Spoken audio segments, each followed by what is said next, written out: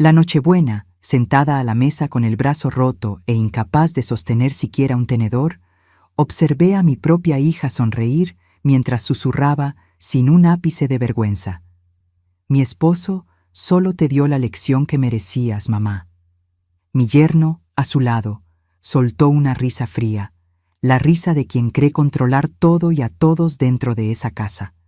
Menos de una hora después, sonó el timbre.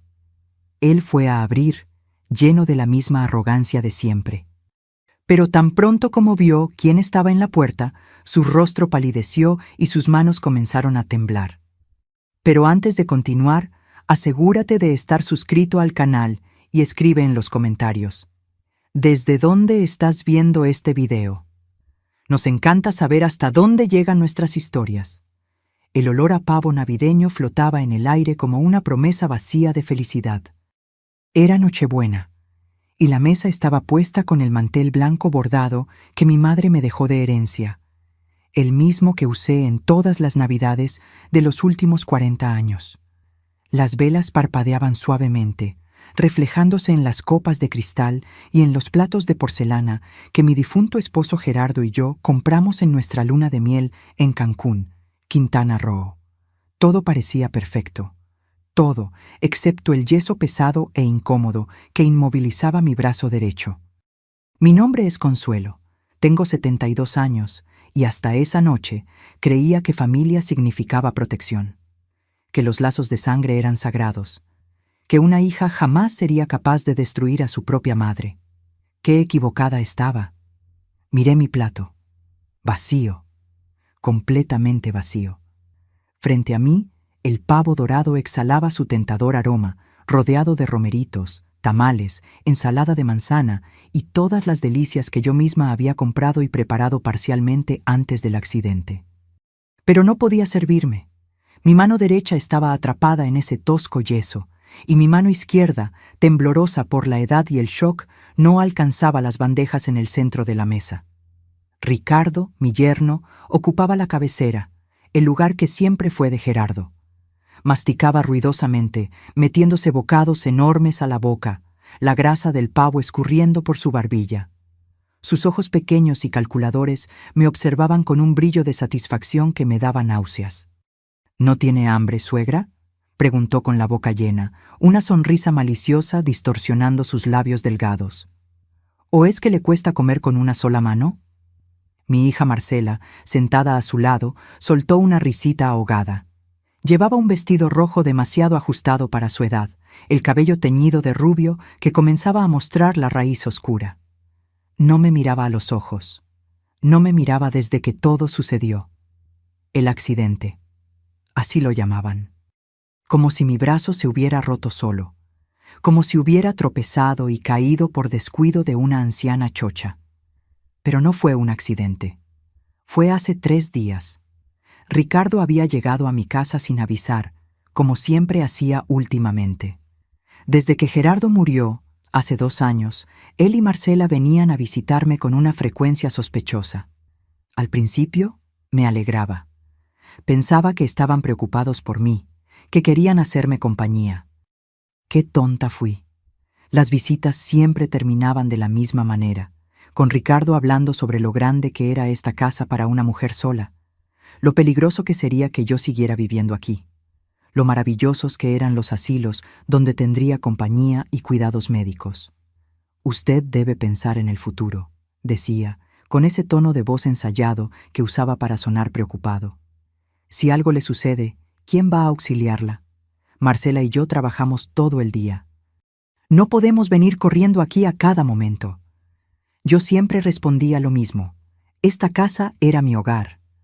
Aquí crié a mi hija. Aquí viví 45 años con Gerardo.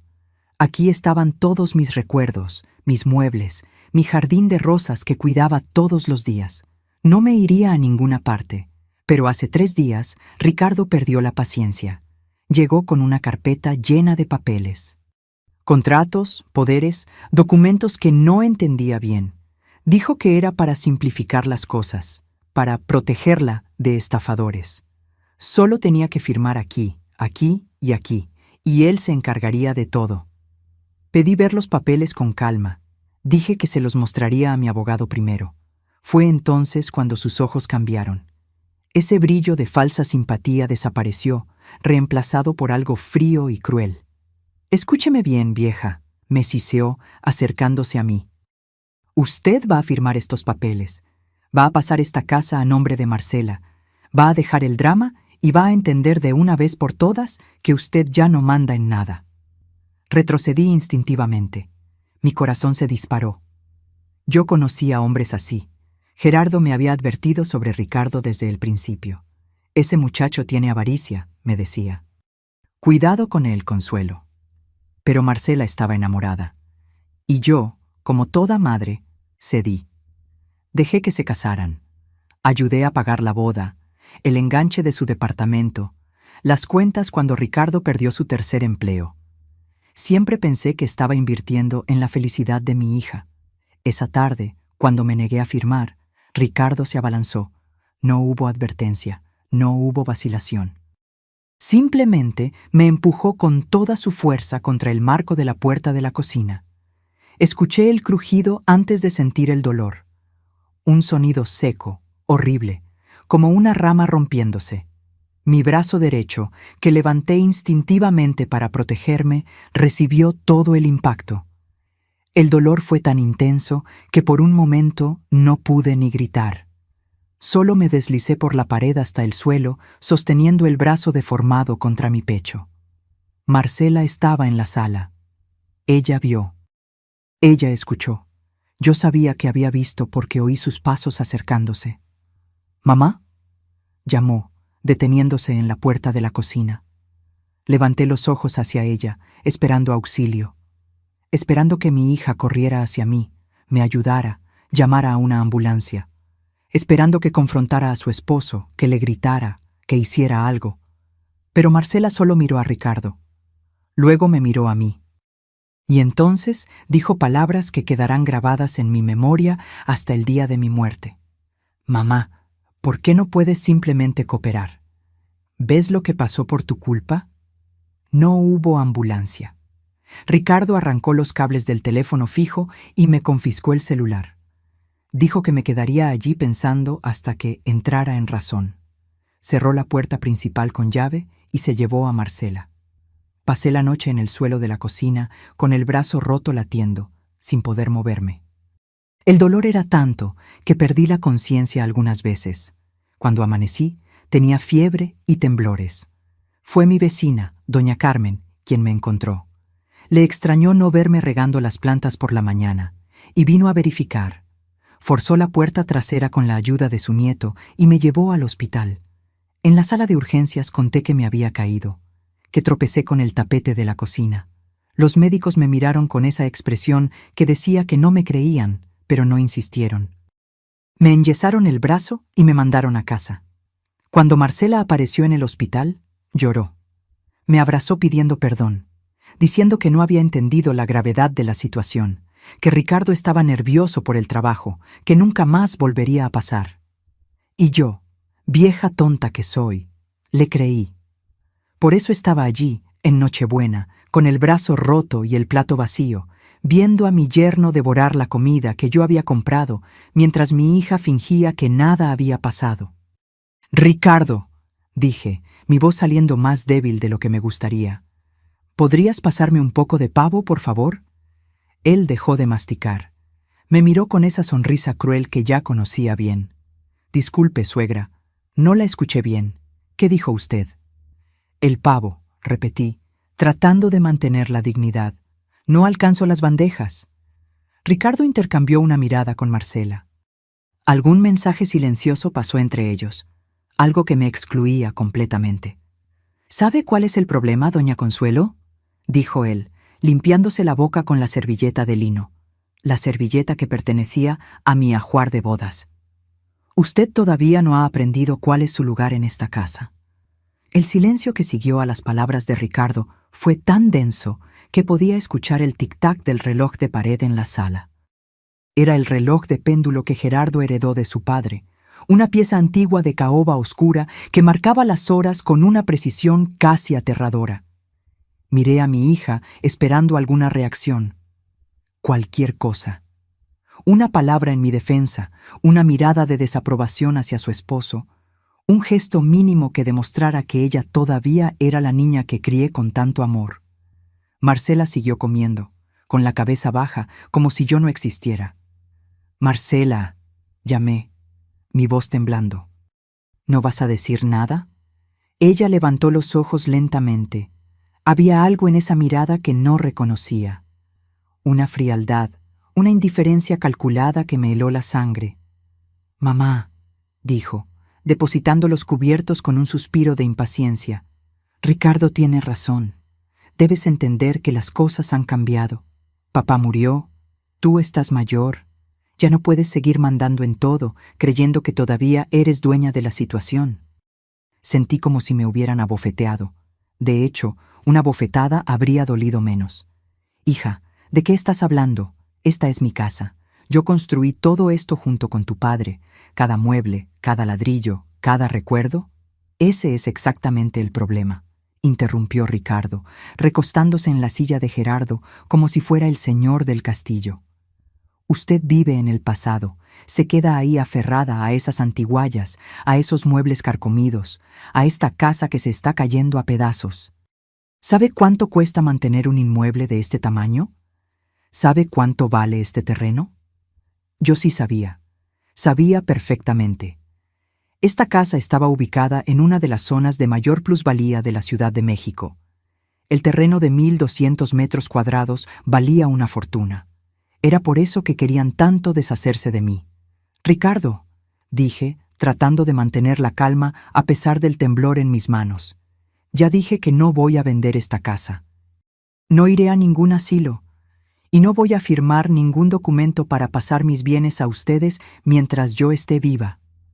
Él se inclinó hacia adelante, los codos sobre la mesa, el rostro a pocos centímetros del mío.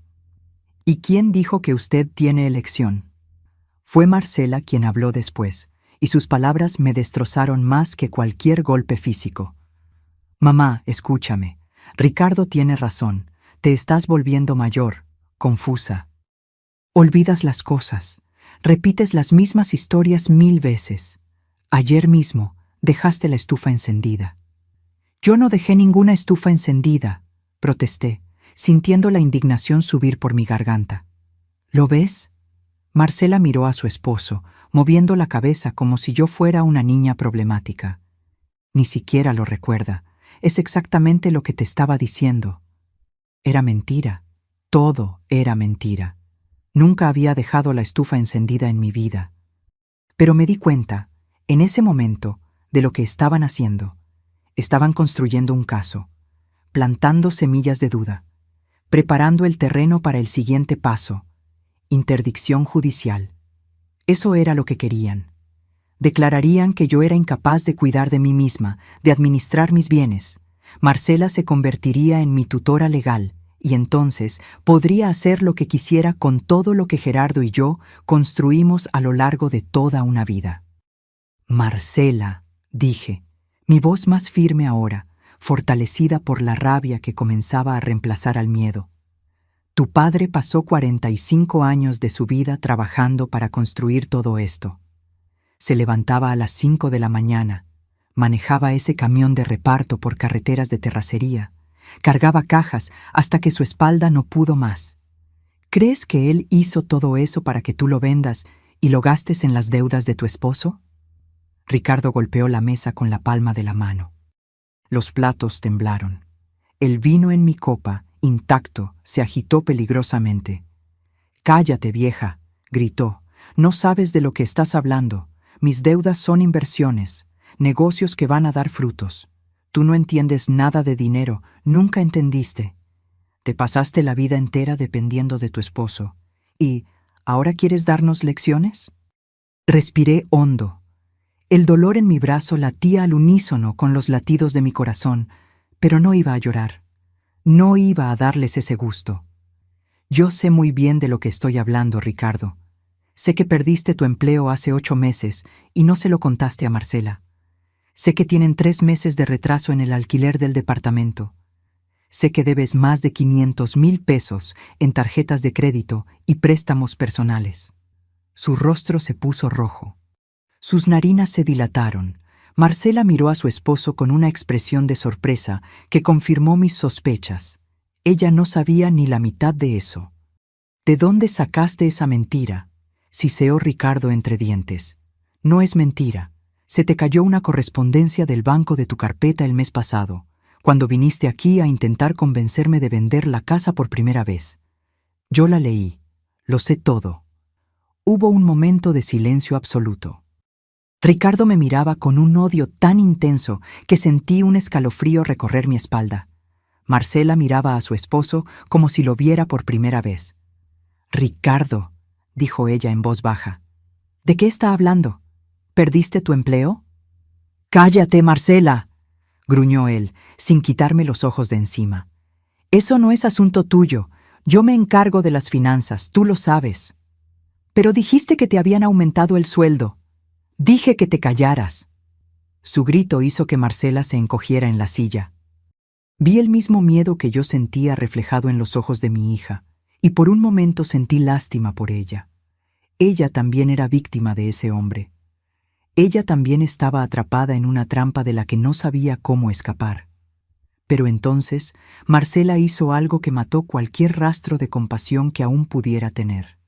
Se giró hacia mí, los ojos duros como piedras, y dijo: «Mamá, Ricardo te dio la lección que merecías. Si hubieras cooperado desde el principio, nada de esto habría pasado. La culpa es tuya. Siempre ha sido tuya». Cerré los ojos por un momento. El dolor en mi brazo parecía insignificante al lado del dolor que esas palabras causaron en mi corazón. Mi propia hija, la niña que amamanté, que acuné en noches de fiebre, que llevé a la escuela de la mano. Esa niña estaba muerta. En su lugar había una extraña que me miraba como si yo fuera un obstáculo que debía ser removido. Cuando abrí los ojos de nuevo, algo había cambiado dentro de mí. La tristeza seguía allí, pero había sido empujada a un rincón, reemplazada por una determinación fría y calculadora. Me había pasado la vida entera cuidando de los demás, cuidando de Gerardo cuando se enfermó, cuidando de Marcela cuando era niña, adolescente, adulta, renunciando a mis sueños, a mis deseos, a mi tiempo, siempre poniendo a la familia en primer lugar. Y así me pagaban. «Tienen razón», dije, mi voz sorprendentemente tranquila. «Estoy mayor, estoy débil, ya no tengo fuerzas para luchar». Vi los ojos de Ricardo iluminarse con un brillo de victoria. Marcela se relajó visiblemente en la silla. «Finalmente está siendo razonable, doña Consuelo», dijo él, volviendo a comer como si nada hubiera pasado. «Mañana mismo podemos ir a la notaría. Lo resuelvo todo rapidísimo. Usted ni siquiera tiene que preocuparse». «Solo una cosa», dije, mirando el reloj de pared. Eran exactamente las 8 de la noche. En pocos minutos el timbre iba a sonar. Y cuando sonara, la vida de Ricardo y Marcela nunca volvería a ser la misma. Lo que no sabían, lo que nadie sabía, es que Gerardo no era solo un camionero. Gerardo era un hombre que pasó la vida entera preparándose para lo peor, que construyó una red de protección a mi alrededor sin que yo lo supiera jamás. Y esa red estaba a punto de revelarse. El tic-tac del reloj de péndulo parecía cada vez más fuerte. O tal vez era solo mi percepción agudizada por la expectativa. Yo sabía lo que estaba por venir. Había hecho una llamada 2 días atrás, desde el hospital, cuando Marcela salió a buscar café y me dejó sola por 15 minutos. 15 minutos. Fue todo lo que necesité. El número estaba grabado en mi memoria hacía más de 20 años. Gerardo me hizo memorizarlo una noche de invierno, cuando nos sentamos juntos en el porche y él me contó secretos que cargaba desde hacía décadas. «Consuelo», me dijo esa noche, sosteniendo mis manos entre las suyas, curtidas por el trabajo duro. «Si algún día yo ya no estoy aquí y necesitas ayuda de verdad, llama a este número. No importa la hora, no importa el motivo. Di que eres la esposa de Gerardo Montero. Ellos sabrán qué hacer». Me reí en ese momento. Pensé que era exageración suya, paranoia de hombre que se pasó la vida en la carretera y vio demasiadas cosas. Pero memoricé el número de todos modos, porque Gerardo rara vez me pedía algo. La noche en que Ricardo me arrojó contra la pared, mientras estaba en el suelo de la cocina con el brazo roto, ese número fue lo único en lo que pude pensar. Y 2 días después, en el hospital, finalmente marqué.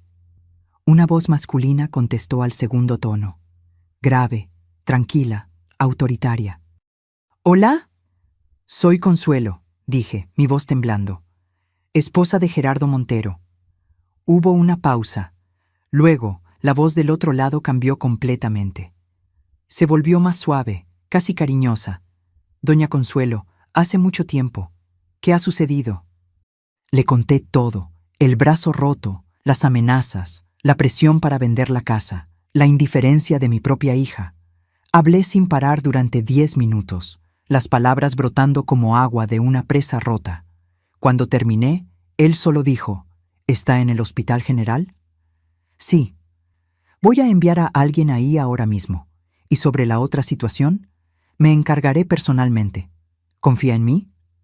«Confío», respondí sin dudar. «Entonces usted regrese a casa, finja que no ha pasado nada y espere. En Nochebuena, exactamente a las 8 en punto, alguien tocará el timbre de su casa. Deje el resto en mis manos». Y así fue como me encontré allí, sentada a la mesa de mi propia casa con el plato vacío, viendo a mi yerno atiborrarse, mientras mi hija fingía que todo era normal. 8:02. El reloj dio 2 campanadas. El timbre sonó. El sonido resonó por el pasillo como un trueno en cielo despejado. Ricardo dejó de masticar, el tenedor suspendido en el aire. Marcela miró hacia la puerta con una expresión de confusión. «¿Quién será a estas horas?», preguntó. «No sé», dije, tratando de ocultar la ansiedad en mi voz. «Ve a abrir, Ricardo». Él me lanzó una mirada desconfiada, pero se levantó de la silla, limpiándose las manos con la servilleta. Caminó hacia la puerta principal con pasos pesados, claramente irritado por la interrupción. Escuché la puerta abrirse. Después, silencio. Un silencio demasiado largo. «¿Ricardo?», llamó Marcela, levantándose también. «¿Quién es?». Caminó hacia el pasillo y yo la seguí con los ojos. Desde mi lugar en la mesa del comedor, podía ver parcialmente la puerta de entrada. Podía ver la espalda de Ricardo completamente inmóvil. Y podía ver lo que había del otro lado. 2 hombres enormes, vestidos de negro, con postura militar. Y entre ellos, un hombre más bajo, de cabello canoso, vistiendo un traje impecable a pesar de ser Nochebuena. Reconocí a ese hombre de inmediato. Su rostro estaba en todos los periódicos, en todos los reportajes de televisión. Era el hombre más poderoso del Estado, el hombre que controlaba la policía, la justicia, la política, el hombre que, según decían, había construido su imperio sobre favores y lealtades inquebrantables. El magistrado Alberto Ruiz, presidente del Tribunal Superior de Justicia, y estaba en la puerta de mi casa. «Buenas noches», dijo, su voz grave llenando el pasillo. «Me gustaría hablar con doña Consuelo». Ricardo no podía moverse. Sus piernas parecían clavadas al suelo. Marcela, detrás de él, tenía la boca abierta en una expresión de puro shock. Me levanté de la mesa, sintiendo una fuerza que no sabía que aún poseía. Caminé hacia la puerta, pasando junto a mi hija petrificada, hasta quedar frente a frente con el hombre que había contestado mi llamada. «Alberto», dije, usando el nombre que Gerardo siempre usaba cuando hablaba de él. Sus ojos, que transmitían autoridad absoluta al resto del mundo, se suavizaron al verme. Descendieron hasta el yeso en mi brazo, y algo cruzó por su rostro. Una sombra de rabia controlada que hizo que los 2 guardaespaldas se enderezaran automáticamente. «Doña Consuelo», dijo, inclinando ligeramente la cabeza en un gesto de respeto. «Gerardo me salvó la vida una vez. Él nunca quiso que yo pagara esa deuda. Pero ahora...». Miró nuevamente mi brazo. «Ahora voy a pagar».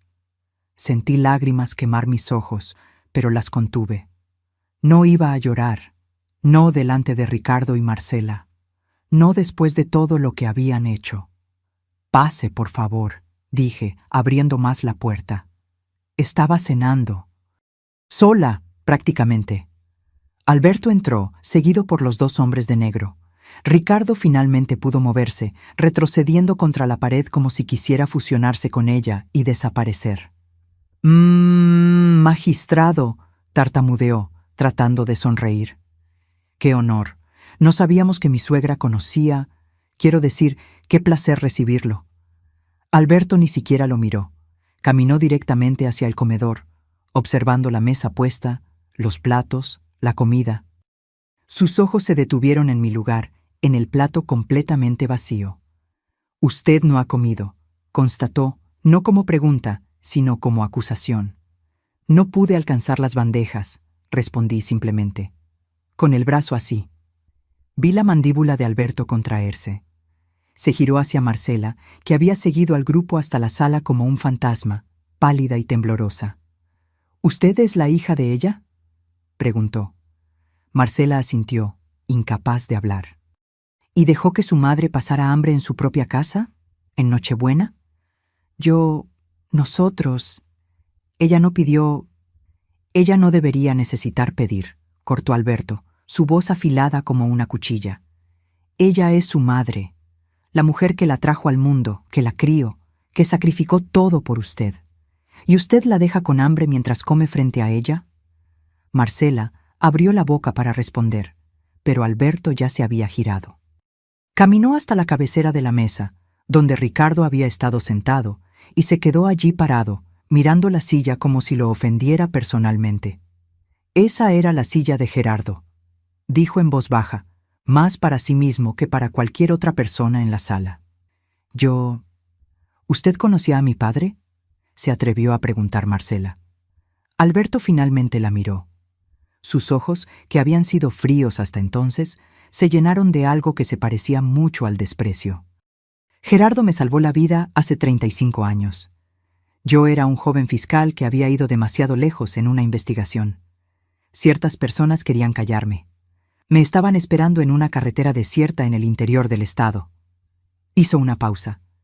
«Gerardo estaba haciendo una entrega por ahí. Vio lo que estaba sucediendo. Pudo haber seguido de largo, fingir que no era asunto suyo. Pero detuvo el camión, bajó y enfrentó a 3 hombres armados con nada más que una llave de rueda. Yo conocía esa historia. Gerardo nunca se la contaba a nadie, pero a mí me la contó una noche, cuando me desperté y lo encontré llorando en el porche. Era uno de los únicos momentos en que lo vi llorar. Recibió una puñalada en la espalda y aún así no se rindió», continuó Alberto. «Consiguió sacarme de allí, me llevó al hospital y nunca quiso nada a cambio. Cuando intenté agradecerle, cuando le ofrecí dinero, cuando le ofrecí cualquier cosa, él solo dijo: «Cuida a mi Consuelo si un día yo no puedo». El silencio en la sala era absoluto. Marcela tenía lágrimas corriendo por su rostro. Ricardo, apoyado en la pared, parecía a punto de vomitar. Alberto se giró hacia mí. «Doña Consuelo, cuénteme exactamente lo que sucedió con su brazo». Por un momento consideré mentir. Consideré proteger a Marcela, como había hecho toda mi vida. Consideré decir que fue un accidente, que tropecé, que caí. Pero entonces miré a mi hija, a esa extraña que había dicho que yo merecía la lección, que me había dejado pasar hambre en Nochebuena, que estaba dispuesta a tirarme en un asilo para quedarse con mi casa. Y la verdad simplemente salió. Conté todo, desde las primeras visitas preocupadas de Ricardo, pasando por las presiones para vender la casa, hasta esa tarde, hace 3 días. Describí cómo me arrojó contra la pared, cómo escuché mi hueso romperse, cómo pasé la noche entera en el suelo de la cocina, sola, con dolor, mientras ellos se fueron y me dejaron allí. Conté sobre las mentiras que estaban construyendo, sobre las historias de que yo estaba confusa, olvidadiza, peligrosa para mí misma, sobre los planes de interdicción judicial que había descubierto revisando los papeles que Ricardo había traído para que firmara. Mientras hablaba, vi el rostro de Alberto transformarse.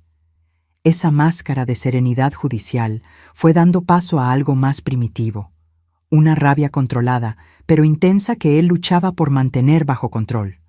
Los dos guardaespaldas permanecían inmóviles junto a la puerta, pero yo podía ver por la tensión en sus hombros que también estaban absorbiendo cada palabra. Cuando terminé de hablar, el silencio era tan pesado que parecía tener sustancia física. Alberto permaneció quieto por un largo momento, mirando la mesa del comedor como si estuviera calculando algo en su mente brillante. Entonces se movió. Caminó hasta la silla que estaba a mi derecha, la silla donde solía sentarme cuando Gerardo estaba vivo, y la retiró con un gesto caballeroso. «Por favor, doña Consuelo», dijo suavemente. «Siéntese». Me senté, confusa. Alberto entonces hizo algo que me dejó sin palabras. Él mismo fue al centro de la mesa, tomó la bandeja del pavo y la trajo hasta mí. Tomó un plato limpio del aparador, cortó la carne en trozos pequeños con la precisión de quien ya lo ha hecho muchas veces, y colocó el plato delante de mí. «Coma», dijo. «Usted necesita alimentarse». Sentí que las lágrimas que había contenido toda la noche finalmente escapaban. Allí estaba el hombre más poderoso del estado, sirviendo comida a una anciana con el brazo roto, mientras mi propia hija no había movido un dedo para ayudarme. Tomé el tenedor con la mano izquierda, torpemente, y comencé a comer. El pavo estaba frío, pero era la mejor comida que había probado en días. Cada bocado parecía restaurar algo dentro de mí que creía perdido para siempre. Alberto esperó pacientemente hasta que terminé. Luego se giró hacia Ricardo, que todavía estaba pegado a la pared como si esperara que ella pudiera tragarlo. «Usted», dijo, y la palabra sonó como un veredicto de muerte. «Venga aquí». Ricardo obedeció, arrastrando los pies como un condenado caminando hacia la horca. Se detuvo a unos metros de Alberto, evitando mirar a los ojos del magistrado. «Usted la golpeó», dijo Alberto, no como pregunta, sino como constatación de un hecho. «Usted le rompió el brazo. Usted la dejó en el suelo de la cocina toda la noche, y ahora se sienta en la silla del hombre que me salvó la vida y se come su comida mientras ella pasa hambre». Fue un accidente», intentó Ricardo, su voz saliendo como un chillido. «Ella se cayó, lo juro. Yo nunca... No me mienta». Las palabras de Alberto cortaron el aire como una cuchilla. Ricardo se encogió, toda esa arrogancia de antes completamente evaporada. «Ya mandé a mis hombres a verificar algunas cosas mientras veníamos hacia acá», continuó Alberto, caminando lentamente alrededor de Ricardo como un tiburón rodeando a su presa. «Cosas interesantes sobre usted, Ricardo, sobre sus deudas, sobre los contratos sobrevalorados en el ayuntamiento que usted ayudó a aprobar, sobre el dinero que desapareció del fondo de mantenimiento de los edificios públicos». El rostro de Ricardo perdió todo color. Se puso tan pálido que pensé que se iba a desmayar. No sé de lo que está hablando», tartamudeó. «Sí lo sabe. Y sabe también que con una palabra mía usted no solo pierde el empleo que ya perdió hace 8 meses, sino que va a responder penalmente por todo eso. Peculado, fraude, asociación delictuosa, sin contar la agresión contra doña Consuelo, que está muy bien documentada en su expediente médico». Alberto se detuvo justo frente a Ricardo, tan cerca que sus rostros estaban a centímetros de distancia. «¿Tiene usted alguna idea de lo que le hacen a hombres como usted en la cárcel? ¿Hombres que golpean a ancianas?» Ricardo comenzó a temblar. Sus piernas cedieron y cayó de rodillas sobre el tapete persa que mi madre me había dado al casarme. Comenzó a llorar, un llanto feo y patético, con moco escurriendo por su nariz. «Por favor», suplicó, juntando las manos como si estuviera rezando. «Por favor, hago lo que sea, firmo lo que sea. Yo no sabía que la vieja, que doña Consuelo era importante. Yo pensé...». «Usted pensó que era una viejita indefensa, que podía intimidar y robar», completó Alberto. «Usted pensó que estaba sola en el mundo». Se agachó, quedando a la altura de los ojos de Ricardo. «Pero ella nunca estuvo sola. Gerardo se fue, pero la promesa que le hice no lo hizo. Y ahora usted va a pagar por cada gota de lágrima que ella derramó por su culpa. Marcela, que había permanecido paralizada durante toda esa escena, finalmente encontró la voz.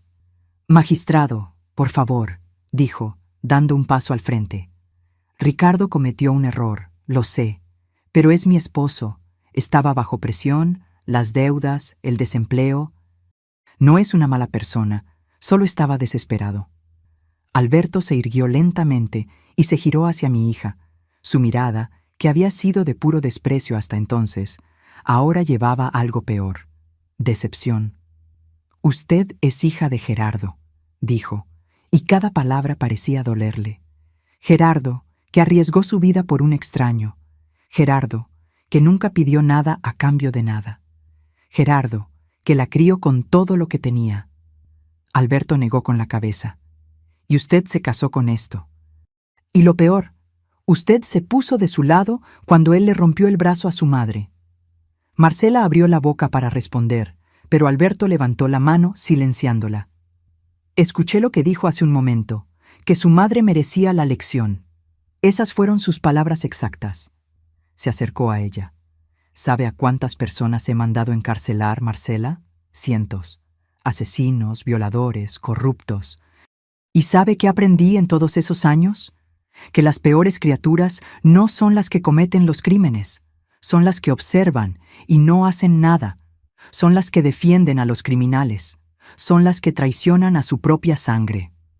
Marcela comenzó a llorar. No un llanto falso como el de Ricardo, sino lágrimas genuinas que corrían por su rostro, borrando el maquillaje, revelando las ojeras y las arrugas que intentaba esconder. «Yo no quería», sollozó. «Tenía miedo». Ricardo dijo que... «Usted le tenía miedo a su esposo», interrumpió Alberto, «pero no le tuvo miedo a dejar a su madre sola en el suelo con el brazo roto. No le tuvo miedo a dejarla pasar hambre. No le tuvo miedo a ayudar a planear su interdicción». Se giró nuevamente hacia mí. Sus ojos, que habían sido duros como piedra, se suavizaron. «Doña Consuelo, la decisión final es suya. ¿Qué quiere usted que haga con ellos?» Miré a mi hija, a esa criatura llorosa y patética que un día fue mi niña. Recordé cuando era bebé, cómo se aferraba a mi dedo con su manita minúscula. Recordé cuando aprendió a caminar, dando pasos vacilantes hacia mí con una sonrisa de pura alegría. Recordé cuando se enfermó a los 3 años y pasé noches en vela junto a su cama, rezando para que la fiebre bajara. ¿Esa niña todavía existía en algún lugar dentro de esa mujer? Luego miré a Ricardo, a ese hombre que había entrado en mi familia como un parásito y había destruido todo lo que tocó, que había transformado a mi hija en esa sombra miedosa, que me había roto el brazo y me había dejado morir de hambre en el suelo de mi propia cocina. No, para él no había perdón, pero para Marcela... «Alberto», dije, mi voz más firme de lo que había sido en años, «quiero que se lleve a Ricardo. Haga lo que considere justo con él. No quiero volver a ver a este hombre en mi vida». Ricardo soltó un gemido de desesperación, pero nadie se movió para ayudarlo. «¿Y en cuanto a Marcela?», preguntó Alberto. Miré a mi hija. Ella me miró de vuelta, los ojos rojos, el rostro destruido por el llanto. «Marcela se va ahora. Va a salir de mi casa y no va a volver hasta que yo lo permita. Tendrá que aprender a vivir con las consecuencias de las elecciones que hizo». «Mamá», comenzó Marcela. «No he terminado», la interrumpí. «Elegiste a tu esposo en lugar de a tu madre. Viste cómo me lastimó y no hiciste nada. Dijiste que me lo merecía. Ahora vas a descubrir lo que es estar sola, sin nadie que te defienda». Marcela sollozó más fuerte, pero continué. «Pero yo no soy como tú, Marcela.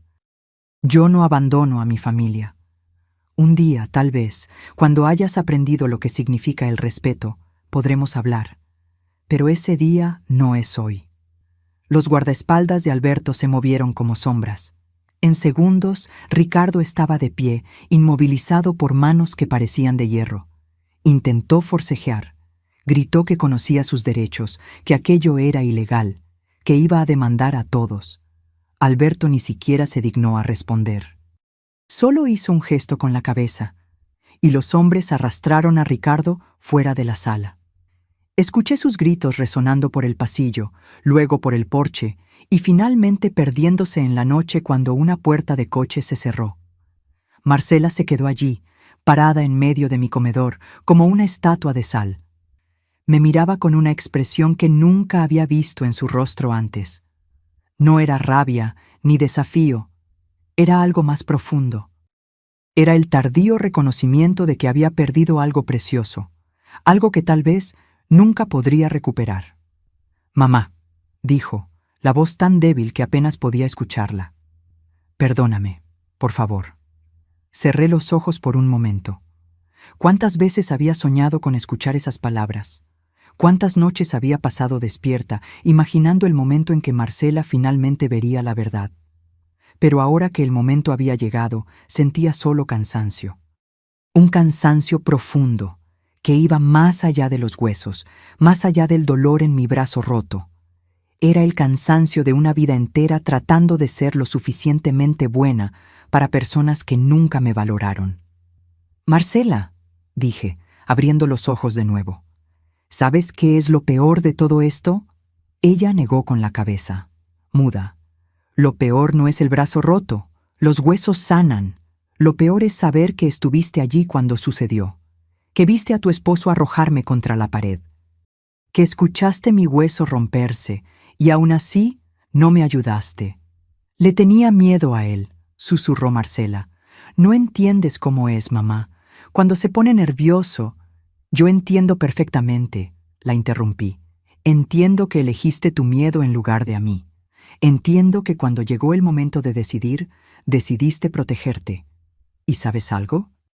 Eso incluso podría perdonarlo. El miedo es algo poderoso». Hice una pausa, dejando que las palabras se asentaran. «Lo que no puedo perdonar es lo que dijiste después. Que me lo merecía, que fue una lección. Eso no fue miedo, Marcela. Eso fue crueldad». Marcela comenzó a sollozar de nuevo, el cuerpo entero temblando. Cayó de rodillas en el mismo lugar donde Ricardo había suplicado minutos antes. «No quise decir eso», lloró. «Estaba repitiendo lo que Ricardo siempre decía. Él me convenció de que tú estabas equivocada, que estabas impidiendo que tuviéramos una vida mejor. Y le creíste», completé. «Le creíste que tu madre, que pasó la vida entera trabajando para darte todo lo que necesitabas, estaba equivocada. Le creíste a un hombre que conoces hace 10 años en lugar de a una mujer que te conoce desde antes de que nacieras». Alberto permaneció en silencio, observando la escena con una expresión ilegible. Yo sabía que me estaba dando espacio, dejando que yo manejara ese momento a mi manera. «Marcela», dije, levantándome de la silla con cierta dificultad. «Vete ahora, toma tus cosas y vete». «¿A dónde?», preguntó desesperada. «No tengo a dónde ir. El departamento está a nombre de Ricardo. Si lo arrestan...». «Ese es tu problema ahora», respondí, sintiendo mi corazón encogerse a pesar de las duras palabras. «Eres adulta, tienes título, tienes capacidad para trabajar, encontrarás la manera, así como yo la encontré cuando tu padre murió y ustedes comenzaron a tratarme como un estorbo». «Mamá, por favor». «Alberto», dije, girándome hacia el magistrado, ¿podría pedirle a uno de sus hombres que acompañe a mi hija mientras recoge sus cosas? Quiero asegurarme de que no se lleve nada que no sea suyo». Alberto asintió. Uno de los guardaespaldas que se había quedado afuera entró silenciosamente y se apostó junto a la puerta de la sala, esperando. Marcela se levantó del suelo, limpiándose el rostro con las manos. Sus ojos estaban hinchados, el vestido rojo arrugado y manchado de lágrimas. Ya no parecía la mujer arrogante que me había llamado carga horas antes. Parecía una niña perdida. Por un momento, casi cedí. Casi abrí los brazos y la acogí como había hecho tantas veces antes, cuando se equivocaba y venía llorando a pedir perdón. Casi dije que todo estaba bien, que lo superaríamos juntas. Pero entonces miré mi brazo enyesado.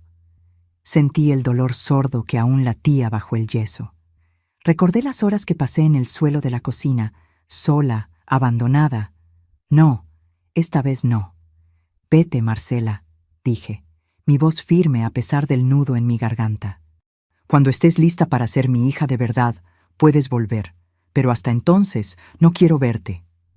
Marcela se quedó allí parada por unos segundos más, como si esperara que yo cambiara de opinión. Cuando se dio cuenta de que no iba a suceder, bajó la cabeza y caminó hacia el pasillo. En la puerta se detuvo y se giró una última vez. «Te amo, mamá», dijo, la voz embargada. «Sé que no lo crees ahora, pero es verdad», no respondí. Solo la observé desaparecer por el pasillo, seguida por el guardaespaldas silencioso. Escuché sus pasos subiendo la escalera, luego moviéndose por el piso de arriba mientras recogía sus cosas. 15 minutos después, la puerta principal se cerró y la casa quedó en silencio.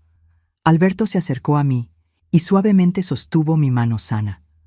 «Usted hizo lo correcto», dijo en voz baja. «Sé que duele, pero era necesario». Sentí que las lágrimas finalmente escapaban, escurriendo en silencio por mi rostro envejecido. «Es mi hija, Alberto, mi única hija». «Lo sé». La llevé en mi vientre durante 9 meses, le di pecho hasta que cumplió 2 años. Pasé noches sin dormir cuando se enfermaba. Trabajé en 2 empleos para pagar su universidad. Y ahora, mi voz falló. Alberto no dijo nada, solo apretó mi mano con más fuerza. «Gerardo siempre decía que consentía demasiado a Marcela», continué, después de recuperar el control. «Decía que estaba criando a una persona que no sabía el valor de las cosas». Yo no lo escuchaba. Pensaba que él estaba siendo demasiado duro. «Gerardo era un hombre sabio», dijo Alberto. «Lo era, y yo no valoré esa sabiduría mientras él estuvo vivo». Nos quedamos en silencio por un momento, 2 ancianos compartiendo el peso de décadas de elecciones y consecuencias. «Doña Consuelo», dijo Alberto finalmente, «necesito contarle una cosa, algo que Gerardo me pidió que guardara en secreto hasta que fuera necesario». Lo miré confusa. «¿Secreto? ¿Qué secreto?». Alberto caminó hasta la estantería que estaba en la esquina de la sala. Era una estantería antigua, de caoba oscura, que Gerardo había construido con sus propias manos cuando nos casamos. Pasó los dedos por los lomos de los libros hasta encontrar un volumen específico, una enciclopedia vieja que nadie abría desde hacía años. Sacó el libro y, para mi sorpresa, la estantería emitió un suave clic. Una sección del estante se movió ligeramente, revelando un compartimento escondido detrás de los libros. «¿Qué es esto?», pregunté, acercándome. Alberto retiró del compartimento una carpeta de cuero marrón, gastada por el tiempo. Había una etiqueta al frente, escrita a mano con la caligrafía inconfundible de Gerardo. «Para mi consuelo». «Gerardo me dio esto hace 15 años», explicó Alberto, entregándome la carpeta. «Me pidió que la guardara y solo se la entregara si algún día necesitaba protección. Protección contra personas que quisieran tomar lo que es suyo». Con las manos temblorosas, abrí la carpeta. Lo que encontré dentro de esa carpeta cambió completamente mi comprensión de quién había sido mi esposo y del legado que me había dejado. Lo primero que vi fue una carta, escrita con la pulcra caligrafía de Gerardo.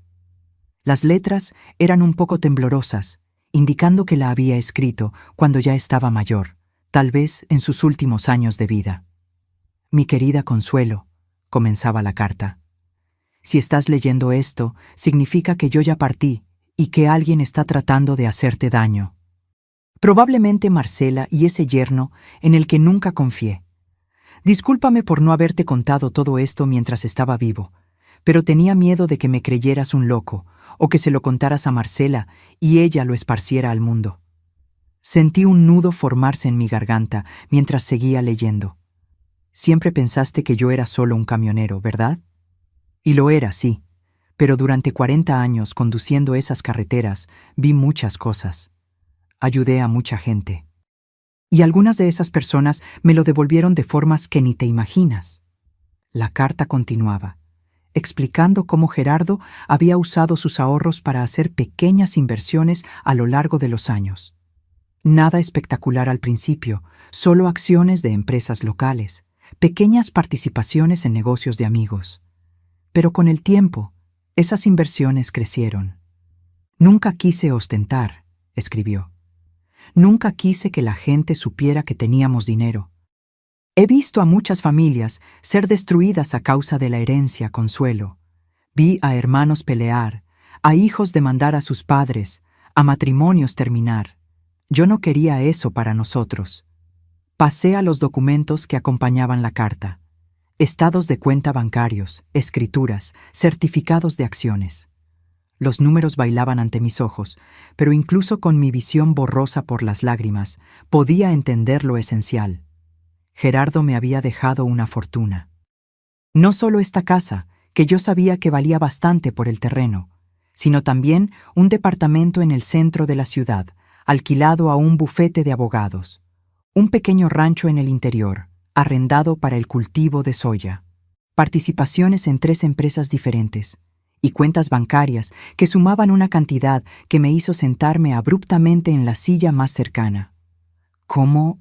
Susurré, incapaz de formar una frase completa. ¿Cómo es que yo no sabía nada de esto? Gerardo era un hombre muy discreto, respondió Alberto, sentándose en la silla a mi lado. Administraba todo a través de apoderados y empresas intermediarias. Nunca quiso aparecer como propiedad suya directamente. ¿Pero por qué? ¿Por qué ocultarme esto? Alberto dudó antes de responder. Porque él conocía a su hija, doña Consuelo, y él conocía a su yerno. Sabía que, si Marcela descubría que ustedes tenían dinero, lo querría. Y si lo quería, la presionaría a usted, y usted, con el corazón blando que tiene, terminaría cediendo. Esas palabras dolieron, pero sabía que eran verdad. ¿Cuántas veces le había dado dinero a Marcela solo porque me lo pedía? ¿Cuántas veces le había pagado cuentas? Le había prestado sin esperar que me lo devolviera, la había ayudado en emergencias que luego descubría que eran lujos innecesarios. Si hubiera sabido que tenía todo esto, probablemente ya le habría dado la mitad. «Hay algo más», dijo Alberto, señalando el final de la carpeta. «Mire el último documento». Hojeé hasta encontrar lo que él indicaba. Era una escritura de donación, fechada 8 años atrás.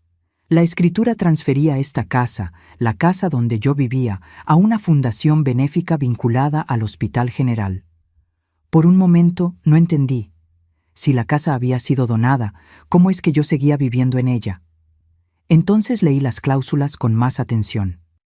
La donación solo se haría efectiva después de mi muerte. Mientras yo viviera, tenía derecho de uso vitalicio del inmueble. Nadie podía sacarme de aquí, nadie podía venderla, nadie podía hacer nada con esta propiedad mientras yo respirara. Gerardo hizo esto a propósito, explicó Alberto. Él sabía que la mayor arma de Marcela y Ricardo sería la amenaza de interdicción. Si lograban declararla incapaz, podrían tomar el control de sus bienes y vender todo. Pero con esta escritura de donación condicionada, la casa está protegida. Incluso si alguien logra interdictarla, no puede tocar la propiedad. Cerré los ojos, sintiendo las lágrimas escurrir libremente ahora. Gerardo, mi Gerardo. Incluso después de muerto, todavía me estaba protegiendo. Todavía estaba un paso por delante de quienes querían hacerme daño. Hay una cosa más que necesito contarle, dijo Alberto, su voz más seria ahora. ¿Sobre Ricardo? Abrí los ojos y lo miré. Mis hombres encontraron algunas cosas interesantes cuando comenzaron a investigar a su yerno. Cosas que van más allá de las deudas y los contratos fraudulentos. Hizo una pausa, como si estuviera eligiendo las palabras con cuidado. Ricardo estaba involucrado con prestamistas. Gente peligrosa, doña Consuelo.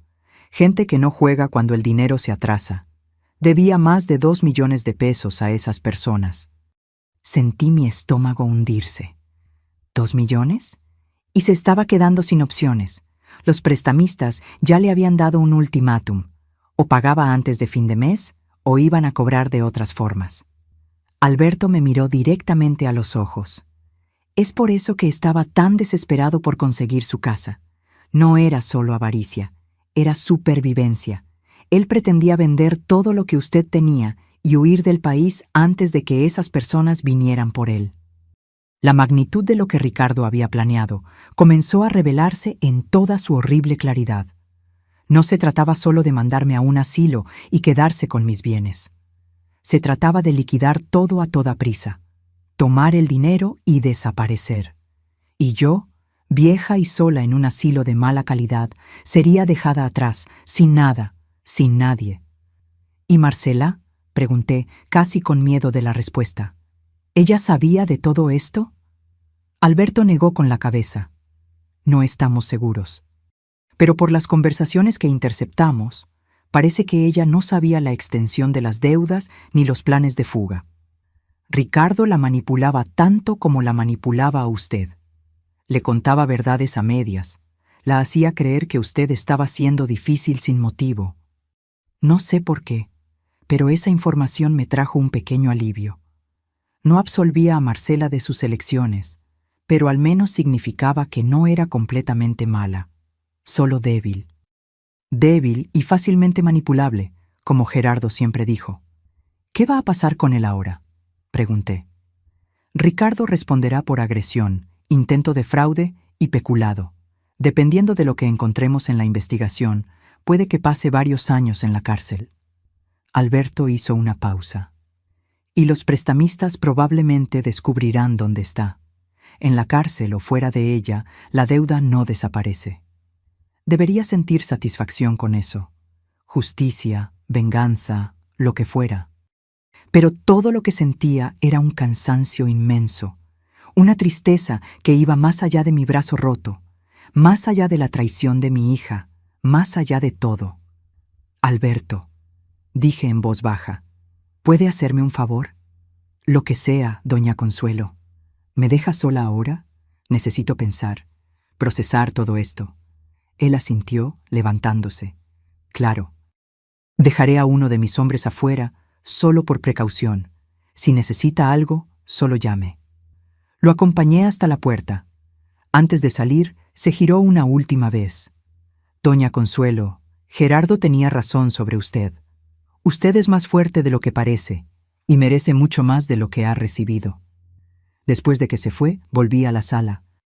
La mesa todavía estaba puesta, los restos del pavo frío en el centro, los platos usados en los lugares donde Ricardo y Marcela se habían sentado.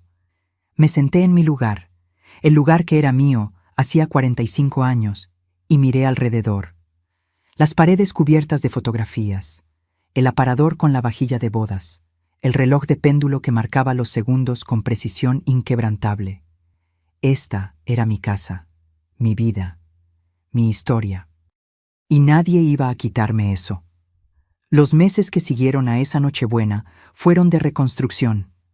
No solo de mi brazo, que sanó lentamente bajo el yeso y luego necesitó fisioterapia, sino de toda mi vida.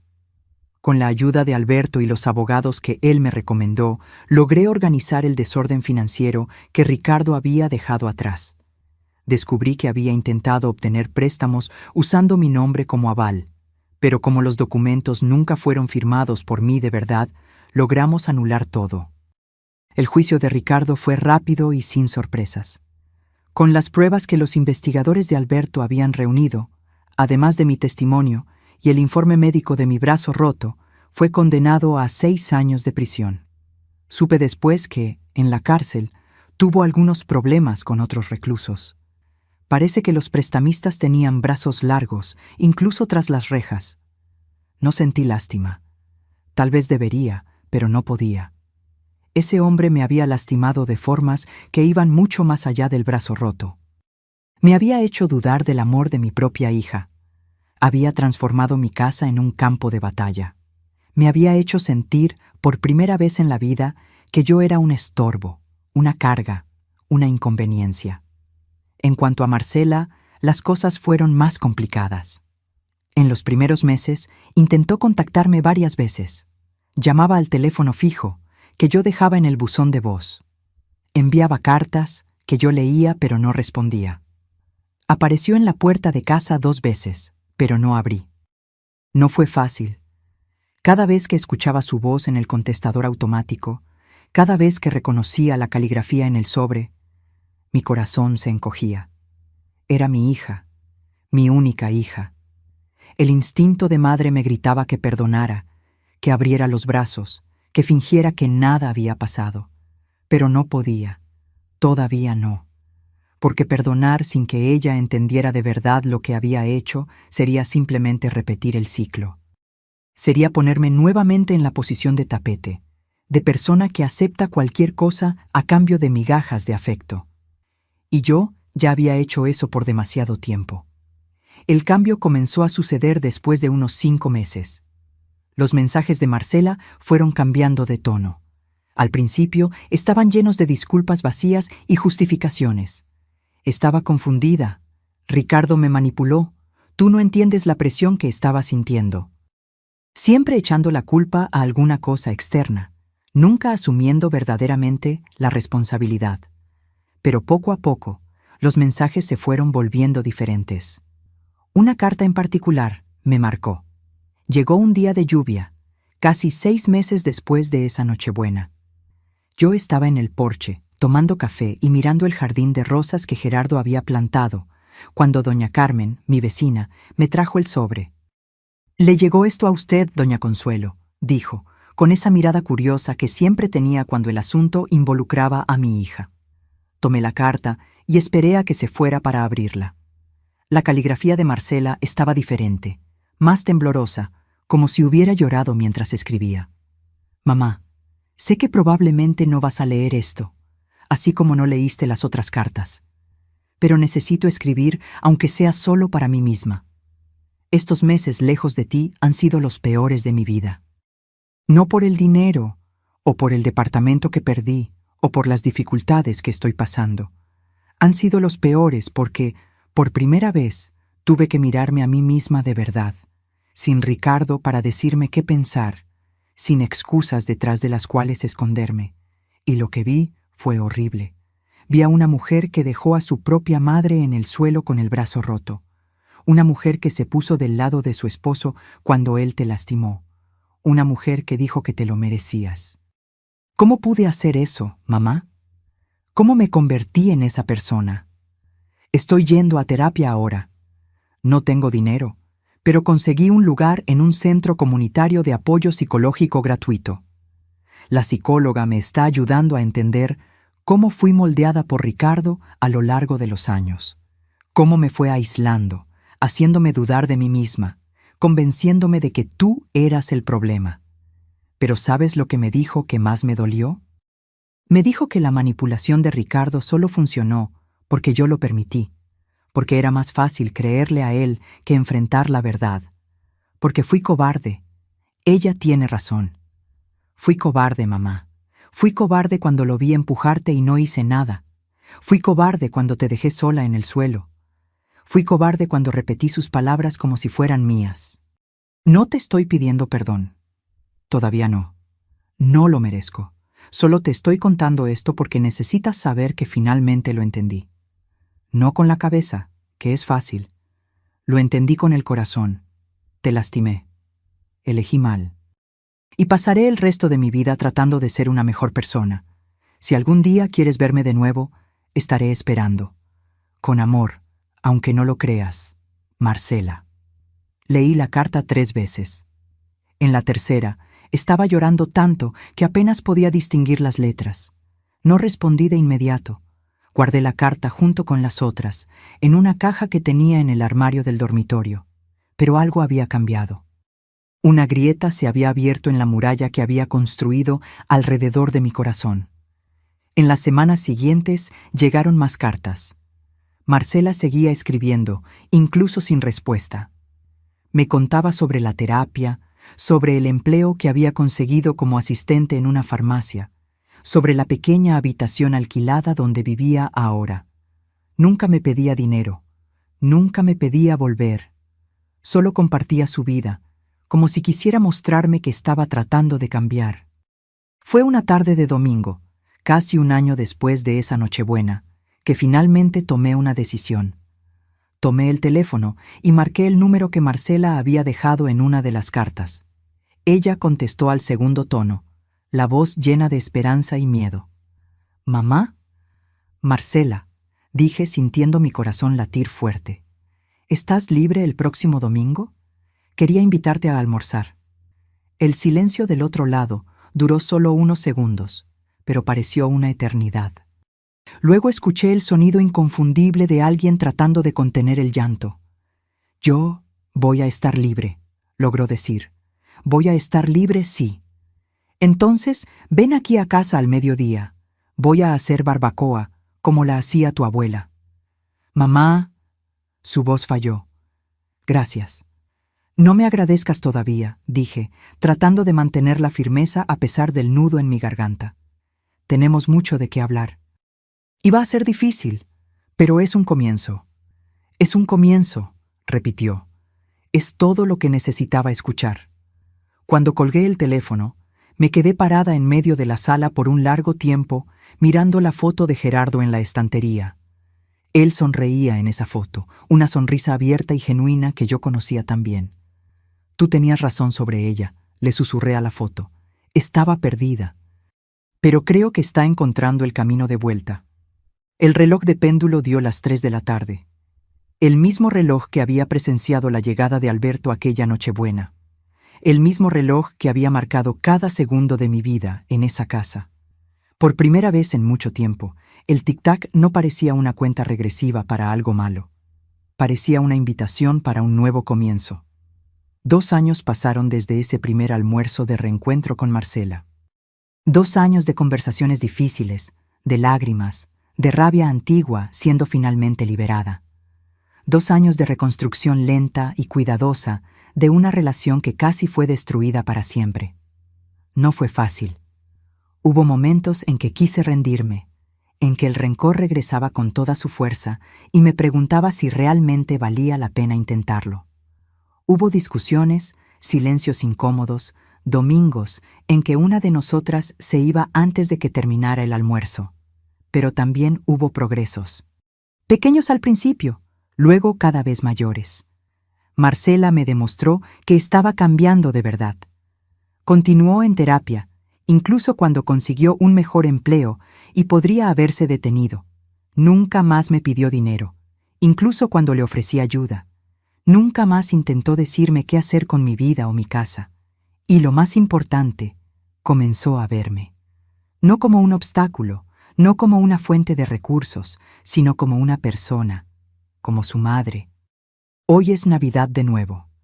La mesa está puesta con el mismo mantel blanco bordado, los mismos platos de porcelana, las mismas velas que enciendo cada año.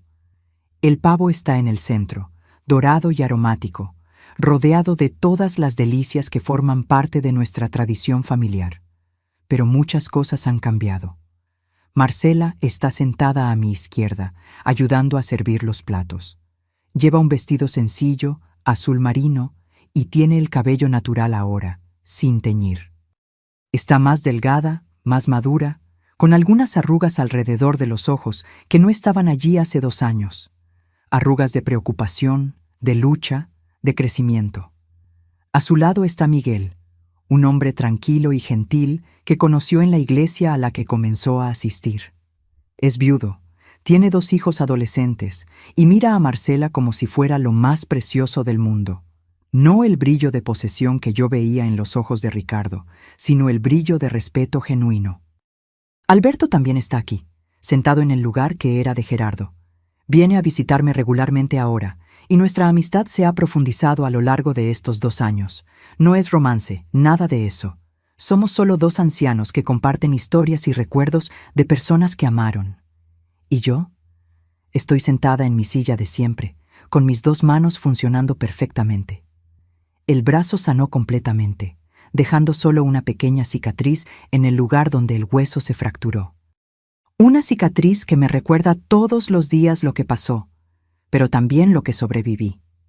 Miro alrededor de la mesa y siento algo que pensé que nunca más sentiría en esta casa. Paz. «Mamá», dice Marcela, interrumpiendo mis pensamientos. «¿Puedo hacer un brindis?» Asiento, levantando mi copa de jugo de uva. Alberto y Miguel hacen lo mismo. Marcela se levanta, sosteniendo su copa con una mano ligeramente temblorosa. Sus ojos encuentran los míos, y veo en ellos algo que había desaparecido por mucho tiempo. Amor genuino, sin interés, sin cálculo. Quiero agradecer, comienza, la voz embargada. Agradecer a mi madre por haberme dado una segunda oportunidad, por no haberse rendido conmigo, incluso cuando me lo merecía, por haberme mostrado que el amor de verdad incluye límites. Hace una pausa, tragándose el nudo en la garganta. Hace 2 años, casi destruyo a la persona más importante de mi vida. Casi pierdo a mi madre porque fui débil, porque fui cobarde, porque dejé que un mal hombre me convenciera de que ella era el problema. He cargado ese peso todos los días desde entonces, y seguiré cargándolo, porque eso es lo que me recuerda que nunca más debo cometer el mismo error. Una lágrima se desliza por su rostro, pero ella no deja de hablar. Mamá, me enseñaste la lección más importante de mi vida. Me enseñaste que se cosecha lo que se siembra. Que las elecciones tienen consecuencias, y que pedir perdón no es suficiente. Tenemos que demostrar con acciones que cambiamos. Ella levanta la copa. Así que este brindis es por ti, mamá. Por tu fuerza, por tu valentía, por tu capacidad de amar incluso después de haber sido tan lastimada. Te amo, y pasaré el resto de mi vida tratando de merecer ese amor. Todos levantamos las copas. El tintineo del cristal resuena en la sala, mezclándose con el tic-tac familiar del reloj de péndulo. Después del brindis, Marcela viene hacia mí y me abraza. Un abrazo fuerte, como no me daba desde que era niña. Siento sus lágrimas mojar mi hombro y las mías mojar el de ella. Te perdono, le susurro al oído. De verdad, completamente. Ella solloza más fuerte, aferrándose a mí como si yo fuera su ancla. Cuando finalmente nos separamos, miro alrededor de la sala una vez más. A la mesa abundante, a los rostros queridos, a las paredes cubiertas de recuerdos. Gerardo tenía razón sobre muchas cosas. Sobre Ricardo, sobre los riesgos de ostentar riqueza, sobre la importancia de prepararse para lo peor. Pero había una cosa en la que estaba equivocado. Él creía que Marcela estaba perdida para siempre, que la avaricia y la debilidad habían consumido a la niña que criamos. Pero ella regresó. Lastimada, transformada, marcada por la experiencia, pero regresó. Y eso, al final de cuentas, es el verdadero significado de familia. No es sangre, no es obligación, no es lo que la sociedad espera. Es la capacidad de perderse y encontrarse de nuevo. Es la valentía de admitir errores y trabajar para repararlos. Es el amor que persiste incluso cuando todo parece roto sin remedio. Mi brazo sanó. Mi relación con Marcela sanó. Mi fe en la humanidad, que había sido tan sacudida aquella Nochebuena, también sanó. Y mientras el reloj de péndulo marca las horas y el olor a pavo asado llena el aire, finalmente entiendo la última lección que Gerardo me dejó. No fue la fortuna escondida. No fueron las propiedades, las inversiones, la red de protección financiera. La verdadera herencia que me dejó fue la valentía de defenderme, de exigir respeto, de establecer límites, incluso cuando eso significaba alejar a las personas que más amaba. Porque solo cuando aprendí a valorarme, Marcela pudo aprender a valorarme también. Y ese es el regalo de Navidad más precioso que podría recibir. Ahora, si te gustó esta historia, haz clic en suscribirte y dime en los comentarios qué parte te dejó con la boca abierta. Y no olvides hacerte miembro para tener acceso a videos exclusivos que no publico aquí. Te espero allí.